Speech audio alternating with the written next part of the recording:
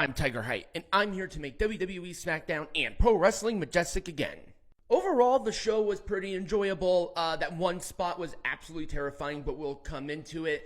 And to be honest with you, the whole main event scene in SmackDown is getting a little stale. I really want this Royal Rumble to happen because something has got to give. So this match was supposed to happen. This was going to be our opener, Grayson Waller and Cameron Grimes, but the Bloodline attacked Cameron during his entrance, essentially, and destroyed him. This match did not happen, and then they cut a promo, which was this right here. And essentially what Paul Heyman was saying is that they're going to cause havoc and destruction because of the four-way match that was announced for the Royal Rumble by Nick Aldis, who in this picture looks totally disinterested in life. And so during this whole escapade, Nick Aldis makes the main event match where Jimmy Uso, Solo Sikoa, and somebody, doesn't matter who it is, it could have been Roman Reigns, it could be anybody, taking on the three challengers in a six-man tag. But if the Bloodline couldn't find a partner, it would be a 2-on-3 handicap match. Overall, it was done well, but you can't necessarily go wrong with a Paul Heyman promo. So there you go. With the attack and everything, I'm going to give this an Orange Cassidy thumbs up. So our next matchup here is LWO members Joaquin, Wilde, and Cruz del Toro taking on Angel and Humberto, who aligned themselves with Santos last week? Yeah, it was last week. I knew this match was going to be enjoyable. I did not realize how good this was going to be. These four have a chemistry that I just so enjoyed. This was so much damn fun, and I cannot believe it was the first match on the show. And this really told me something interesting. SmackDown's entire focus is flip-flopped, where the undercard, tag division, and semi-main are the more enjoyable parts than the actual main event. Hell, even the women's match the whole women's division, even though it kind of feels a little stale because there's 20 members of Damage Control, and there's maybe 3 challengers for EO, at the very least, you're getting good stuff. In the main event, it's the same stuff. I mean, we'll get to it, but I just was like, oh God, here's the main event. For the umpteenth time, we have the Bloodline. Jimmy's going to pick up the loss because they want to protect Solo. Copy and paste. But let's get back to this match. I liked it. This was really good.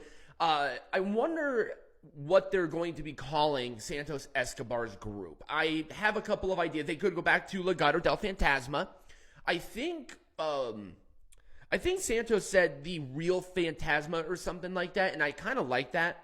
Or it was the true Legado. I just can't remember what he really said. They'll probably pick something up. But anyway, it was a roll-up with rope, so shenanigans for Angel and Humberto to win. They needed the win, too. They just re-debuted here, and a loss would have hurt them more than helped them. So I'll give it a full thumbs up. I did really like this match. It exceeded my expectations, and I liked the finish. All right, I brought up the women's division, so let's bring it up. Bayley and Bianca Belair. We've seen this match a dozen times, and I'm just sitting there, I'm like, oh God, not again. It's going to be copy and paste. But they did a bit of a twist, which I did enjoy. They gave this match a lot of time, which I was so happy about because they needed it. It's so much easier to tell a story with a longer period of time than not. You don't want to cram a 10-minute match into 2 minutes. What I liked here is that Bayley was trying to incentivize the rest of Damage Control to attack Bianca Belair, but they didn't. At no point did any of the members of Damage Control touch Bianca at all. And I thought that was kind of interesting. Once again, they're sowing the seeds. They're planting those seeds for that turn, for Bayley to win the Royal Rumble, and then they turn on Bayley, the rest of Damage Control, and then we have Bayley and EO at Mania. It just is the most logical match that you can do for the WWE Women's Champion right now.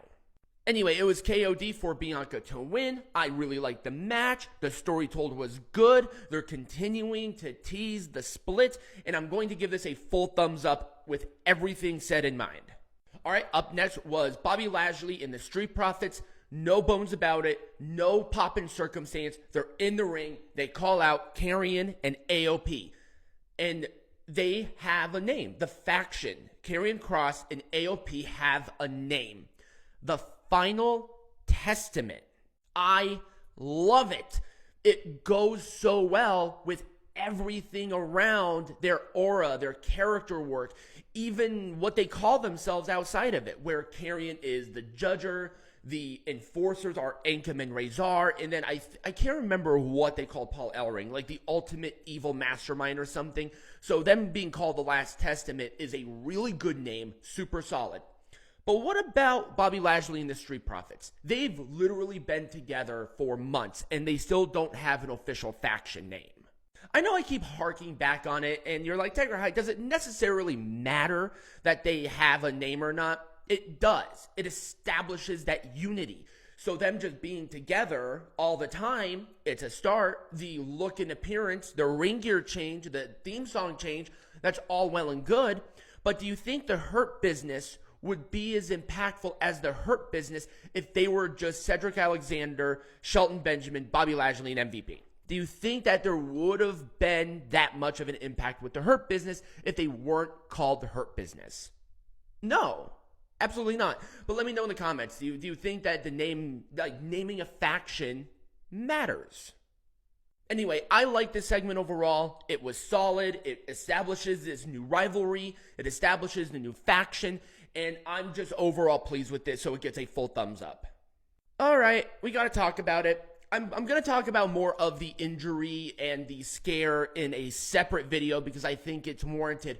But it was Carmelo Hayes and Austin Theory.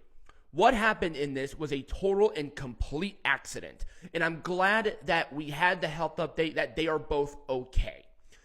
If you do not know, Austin Theory was trying to do that seated springboard, single-legged Spanish fly, and this happened.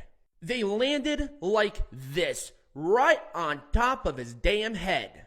But before this happened, it was a good match, and maybe more of an ending would have been nice, but this obviously was not kayfabe at all. This was IRL, this was shoot, very scary situation, and the crowd were in silent. They did not boo, thank Christ. They knew that this was a botch, it was a situation, and I'm just glad that nobody was hurt. So, up until the ending, and I'm not going to give the ending any sort of thumbs or anything like that because I feel like that's unwarranted. But the match before this gets a full thumbs up. And in our main event, it eventually became, first it was a regular tag match because the Bloodline attacked Randy Orton and essentially took him out of the match before the match happened. AJ Styles and LA Knight taking on the Bloodline for a good part of this match. But finally, Randy Orton did come out, hitting the RKO on Jimmy Uso for the 20th goddamn time for the victory. I get it. It's fun and they want to protect Solo. But does that mean that we have to sacrifice Jimmy Uso for that greater good? Solo's momentum has just hit a plateau. And if they did like a disqualification or something else, I probably wouldn't have harped on this match as much as I did. But they didn't. It was a clean-ass pin on Jimmy again. And then the babyfaces attacked the heels anyway after the match.